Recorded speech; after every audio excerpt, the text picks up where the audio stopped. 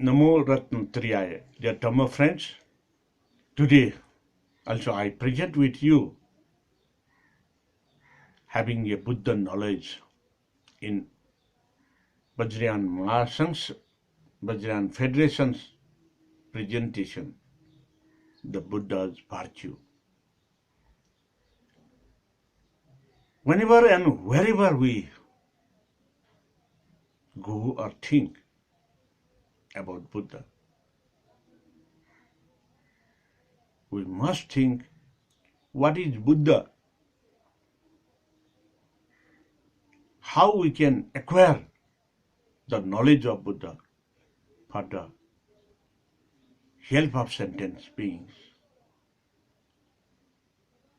The ideology of Buddhism, the discourses of Buddha, how it can reflect to the betterment of the human life. This is most important matter in this miserable world. So today I'm going to present you Buddha's virtue.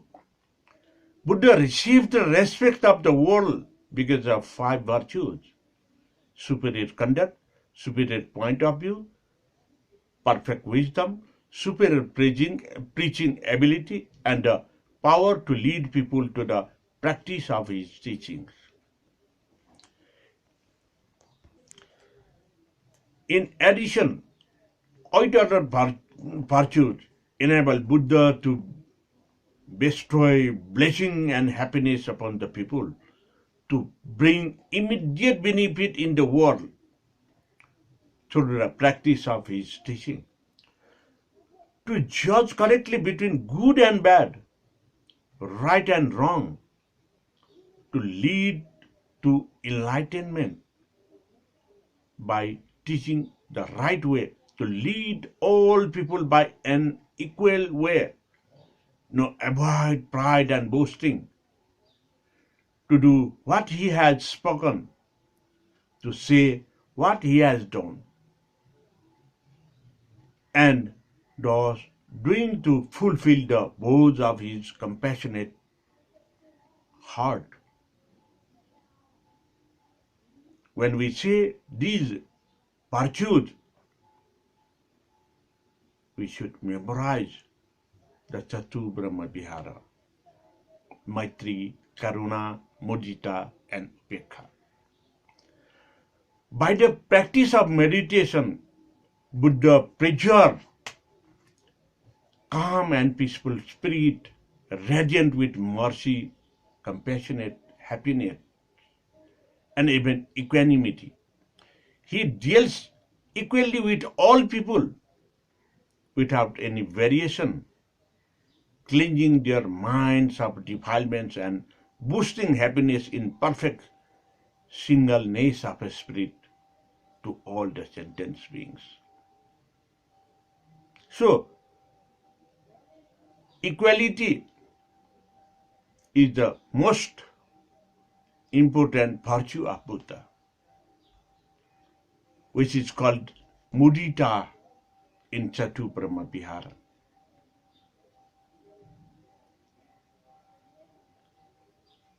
Buddha is both father and mother to the people of the world. When we say Buddha is both father and mother,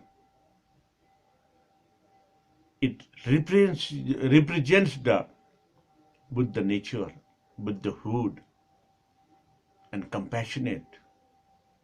That is called the Nairatma, Sunneta. And in this way, when we born as a child, first of all take care by the mother, then father and mother both take care of us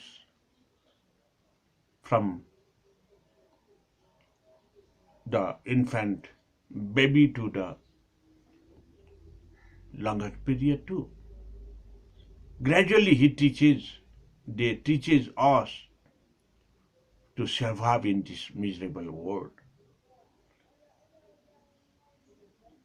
Thus, Buddha first take care of the people and then leave them to care for themselves. He first brings things to pass according to their desire, and then he brings them to a peaceful and safe shelter. We know that Buddha teaching it is all methods for living with happiness. We know that Buddha preaches in his language, people receive and assimilate in their own language, as if it were intended exclusively useful for the people. Buddha's state of mind suppress human thought. It cannot made clear by word. It can only be hinted at in parables. A river is stirred up by the trampling of horse and elephants, and disturbed by the movements of fish and turtles. But the river flows on pure and undisturbedly by such trifles. This example shows that our when we born, our life is passing away very smoothly, but the circumstances will disturb us. Sometimes the natural calamities will disturb us. Sometimes the relatives will disturb us. Sometimes we disturb by ourselves because of our sins, our sanskara. Thus, Buddha is like the great river who compassionate all the sentencing for smooth way of life. Buddha's wisdom being perfect keep away from extreme of prejudice and preserve a moderation that is beyond all words to describe. Being all wise, he knows the thoughts and feelings of all men, realize everything in this world a moment.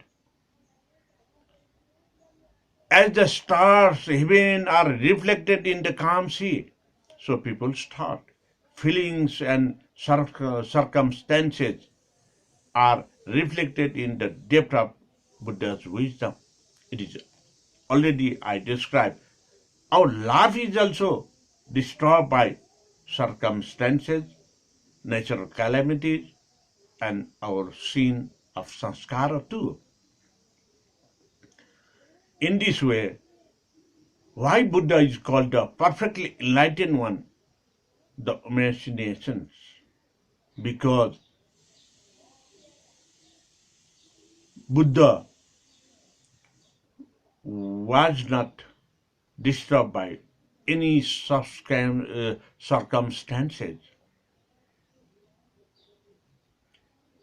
Buddha's wisdom refreshes the aired minds of people, enlightens them and teaches them the signifiers of this world. It causes an effects appearing and disappearing.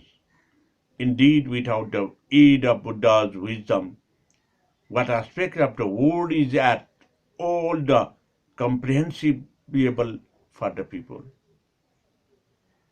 When we say whatever say, that should be benefited to others than to the self. Buddha does not always appear as a Buddha. Sometimes he appears as incarnation of evil, sometimes as a woman, as a god, as a king, as a statesman. Some he appears in a brothel or in a gambling house.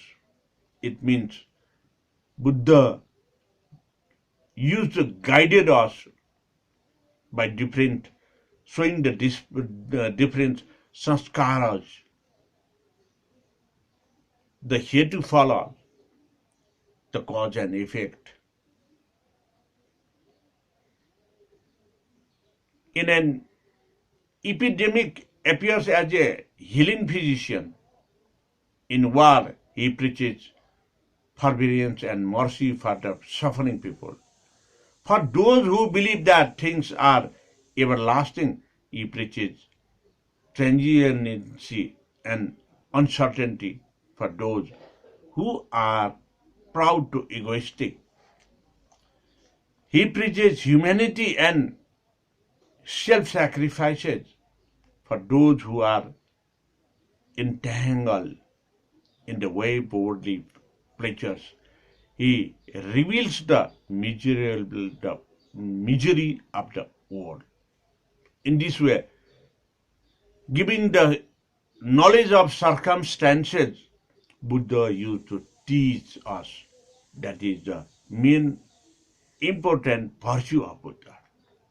The work of Buddha is to manifest in all affairs and on all occasions the pure essence of Dhammakaya, absolute nature of the Buddha.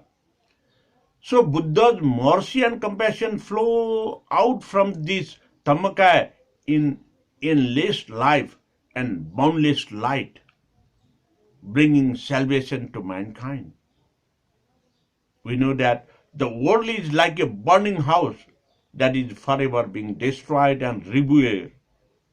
People being confused by the darkness of ignorance lost their minds in anger, displeasure, jealous prejudice, and worldly passion.